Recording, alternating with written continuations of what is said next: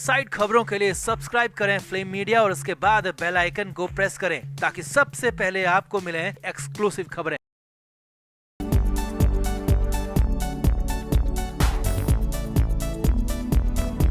जिन लोगों को लगता है कि नई सरकार बनने के बाद ईडी का खेल खत्म हो जाएगा या जिन्हें गलतफहमी है कि ईडी की जांच सिर्फ नई सरकार बनने तक ही थी, तो ऐसा बिल्कुल भी नहीं है, क्योंकि मुंबई में चल रही ईडी की जांच ना तो कभी खत्म हुई है और ना ही ईडी की टीम शांत बैठी है, बल्कि अब तो एक नए एक्शन के साथ ईडी की टीम फ्रंट फुट पर आ चुकी है। क्योंकि अब तक जो टीम मनी लॉन्ड्रिंग के मामले में बड़े बड़े नेताओं पर हाथ डाल रही थी, अब वही टीम नेताओं के साथ उनके घर वालों को भी अंदर करने की तैयारी में है। जी हाँ, मुंबई की ईडी टीम की तरफ से नवाब मलिक और संजय राउत के परिवार वालों से पूछताछ की तैयारी पूरी हो चुकी है और नवाब मलिक को लेकर तो ईडी की टीम और भी ज्यादा सख्त नजर आ रही है। सिर्फ एक हफ्ते की डेडलाइन के बाद ईडी की टीम मलिक के परिवार से एक साथ 2 गिरफ्तारी करने की तैयारी में है। वहीं संजय राउत के घर तक भी एक बार फिर से बड़ी आफत पहुंच चुकी है। तो ईडी का अगला एक्शन क्या है और कैसे अब मलिक और राउत का परिवार भी बड़ी मुश्किल में फंसने वाला है, आपको बताते हैं सब। आप भी वीडियो को शेयर करें और कमेंट करके अपनी राय जरूर दें। तो अचानक से एक बार फिर से ईडी के मुंबई वाले दफ्तर में हलचल बढ़ गई है। 15 दिनों की शांति के बाद एक बार फिर से सुगबुगाहट तेज हो गई है और सूत्रों के हवाले से जो खबर मिल रही है वो तो संजय राउत और नवाब मलिक के लिए बिल्कुल भी अच्छी नहीं है, क्योंकि अब तक तो दोनों नेता ही फंसे हुए थे, मगर अब उनका परिवार भी फंसता दिख रहा है। तो कैसे दोनों के परिवार पर आफत आने वाली है, ये आप भी समझिए। दरअसल नवाब मलिक के बारे में तो आप सबको पहले से ही पता है कि वो मनी लॉन्ड्रिंग और दाऊद गैंग से नजदीकी के चलते फरवरी से जेल में बंद है। ईडी को तो पहले से ही शक था कि मलिक मनी लॉन्ड्रिंग के खेल में अकेले इन्वॉल्व नहीं है, बल्कि उनके सारे कारनामों की जानकारी उनकी पत्नी और उनके दोनों बेटों को भी है और वो भी सालों से मनी लॉन्ड्रिंग में मलिक का साथ देते आए हैं।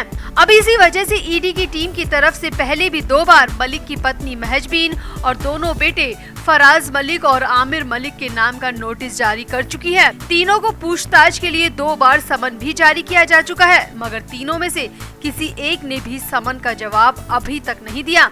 बल्कि नवाब मलिक के बड़े बेटे फराज को तो 2 बार नहीं बल्कि 3 बार ईडी दफ्तर पूछताछ के लिए बुलाया जा चुका है। पहले समन के जवाब में तो फराज मलिक ने केस की जानकारी न होने की बात कही थी, मगर दूसरे और तीसरे समन का कोई जवाब नहीं दिया और न ही ईडी दफ्तर पूछताछ के लिए पहुंचे। मगर अब ईडी की टीम समन के बजाय सीधे गिरफ्तारी का प्लान बना रही है। जी हाँ, ये बड़ी खबर मुंबई की ईडी दफ्तर से आ रही है। सूत्रों की माने तो मुंबई की ईडी टीम पर नवाब मलिक के केस को लेकर प्रेशर बढ़ता ही जा रहा है। हालांकि ईडी की टीम मलिक के खिलाफ चार्जशीट दायर कर चुकी है और कोर्ट ने भी इशारा दिया है कि प्रथम दृष्टया ईडी के आरोप सही लग रहे हैं और सबूतों को देखते हुए साफ लग रहा है कि नवाब मलिक दाऊद गैंग के नजदीकी रहे हैं। अब खास बात यह है कि ईडी ने अपनी इस चार्जशीट में मलिक के साथ ही मलिक की पत्नी और मलिक के दोनों बेटों का भी जिक्र किया है, जिसमें मलिक के बड़े बेटे फराज मलिक का तो कई बार चार्जशीट में नाम शामिल है। अब अगर किसी का नाम चार्जशीट में सह आरोपी या फिर अपराध की जानकारी रखने वाले के तौर पर शामिल हो तो उससे पूछताछ की जानी भी बेहद जरूरी होती है, मगर फराज मलिक पूछताछ के लिए पेश नहीं हो रहे, इसीलिए अब ईडी की टीम फराज मलिक को सीधे गिरफ्तार करने की प्लानिंग कर रही है। वैसे भी कानून के मुताबिक 3 समन जारी होने के बाद जांच एजेंसी को पूरा हक होता है कि वो कोर्ट के जरिए आरोपी की गिरफ्तारी कर सकती है। वहीं सूत्रों की माने तो ईडी को अगर लगा कि गिरफ्तारी मलिक की पत्नी की भी होनी चाहिए तो ईडी की टीम अब इससे पीछे नहीं हटेगी।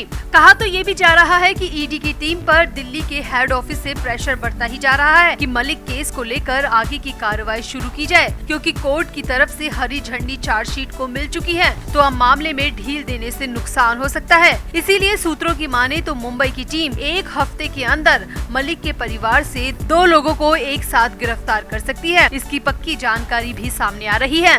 वहीं मलिक के अलावा बात करें संजय राउत की तो ईडी का शिकंजा राउत पर भी कम नहीं हुआ है। भले ही पहली बार की पूछताछ के बाद राउत को दोबारा नहीं बुलाया गया, मगर अब संजय राउत को भी ईडी की टीम लाइन में लगाने की तैयारी कर चुकी है, क्योंकि राउत का मामला पूरा का पूरा उनकी पत्नी वर्षा के अकाउंट में जमा हुए पैसों से जुड़ा है। तो लिहाजा ईडी की टीम अब संजय राउत के साथ वर्षा राउत को भी पूछताछ के लिए बुला सकती है। वैसे भी एक बार दिसंबर 2021 में वर्षा राउत से ईडी की टीम पूछताछ कर चुकी है और अब सामने आ रहा है कि वर्षा राउत और संजय राउत दोनों को ईडी की टीम आमने सामने बिठाकर भी पूछताछ कर सकती है। अब अगर ईडी की टीम मलिक और राउत के साथ उनके परिवार को भी शिकंजे में लेती है तो ये महाराष्ट्र की राजनीति के लिए काले अध्याय के समान होगा, क्योंकि दोनों ही नेता अपने अपने फील्ड के महारथी रहे हैं, मगर देश विरोधी गतिविधियों और मनी लॉन्ड्रिंग के आरोपों ने उन दोनों को कहीं का नहीं छोड़ा। अब ईडी जल्द ही दोनों के मामलों में कड़े एक्शन लेने के लिए कमर कस चुकी है, क्योंकि दिल्ली हेड ऑफिस से दबाव बढ़ता ही जा रहा है और ईडी की टीम भी चाहती है कि कोर्ट में मामले की ट्रायल जल्द से जल्द शुरू हो जाए। तो आपको क्या लगता है, अब नेताओं के कर्मों की सजा उनके परिवारों को भी भुगतनी पड़ेगी? क्या वाकई में मलिक और राउत के परिवार भी उनकी सारी करतूतों को जानते थे और अब वो भी ईडी के शिकंजे में कसे जा सकते हैं? आप भी अपनी राय कमेंट बॉक्स में जरूर दें और वीडियो को भी शेयर करें।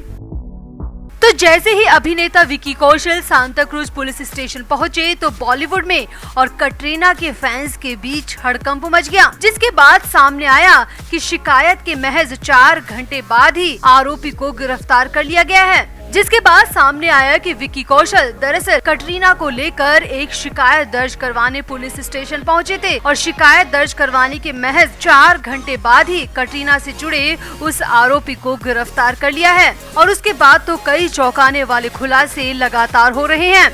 दरअसल कटरीना कैफ और विकी कौशल को जान से मारने की धमकी देने वाले शख्स को मुंबई पुलिस ने 4 घंटे के भीतर गिरफ्तार कर लिया। आरोपी का नाम मनविंदर सिंह बताया जा रहा है। पहले सामने आया था कि वो स्ट्रगलिंग एक्टर है, मगर अब जो सामने आ रहा है वो बेहद हैरानी भरा है। मनविंदर नाम के आरोपी का फिल्म इंडस्ट्री से कोई संबंध नहीं है, बल्कि वो उस गैंग को फॉलो करता आया है जिसने सिद्धू मूसेवाला के साथ खौफनाक खेल खेला था। सामने आया है कि मनविंदर मुंबई में ही रहता है और शुरुआती पूछताछ में खुद को वो कटरीना का फैन बता रहा है, लेकिन सच कुछ और ही निकला। दरअसल आरोपी मनविंदर से मुंबई की सांता क्रूज पुलिस लगातार पूछताछ कर रही है। आरोपी से पूछा गया है कि क्या इस मामले में मनविंदर अकेला है या उसके साथ कई और लोग भी शामिल हैं। मनविंदर ने ऐसा क्यों किया, इस बारे में भी पुलिस ने मनविंदर से कई सवाल किए। हालांकि पहली बार में तो आरोपी ने बताया कि वो कटरीना का फैन है और कटरीना से शादी करना चाहता था, लेकिन जब से अभिनेता विकी कौशल की शादी कटरीना कैफ से हुई है तब से ही वो कटरीना को सबक सिखाना चाहता था। इसीलिए उसने कई बार कटरीना का पीछा किया, घर के अंदर तक घुसने की कोशिश की और उसका मकसद कटरीना कैफ के साथ साथ विकी कौशल को भी जान से मारना है।